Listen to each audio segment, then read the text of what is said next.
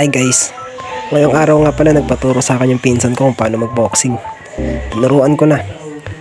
Syempre ganun talaga.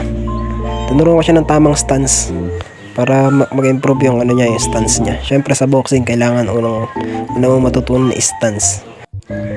So yun na nga, nandun na kami sa 45 degrees. Basahin nyo na lang guys. Tinuturuan ko siya ng tamang stance. Yan, ganyan yung tamang stance.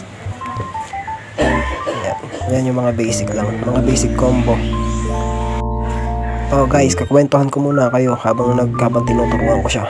Ako, naalala ko dati nung gusto kong mag-boxing, talagang determinado ako.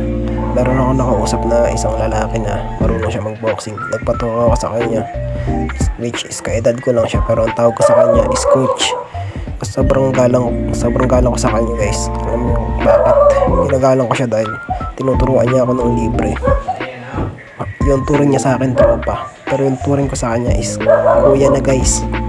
Siya rin yung una kong naging idol sa pagiging fighter dahil nakikita ko sa kanya na lumalaban siya, hindi lang sa boxing, pati sa hamon ng buhay. Kaya pag may nagpapaturo sa akin, naaalala ko yun. Kaya hindi ko pinagdadamot, talagang determinado ako magturo. Basta determinado yung tuturuan ko kayo. Okay na yun guys, bye bye, peace out.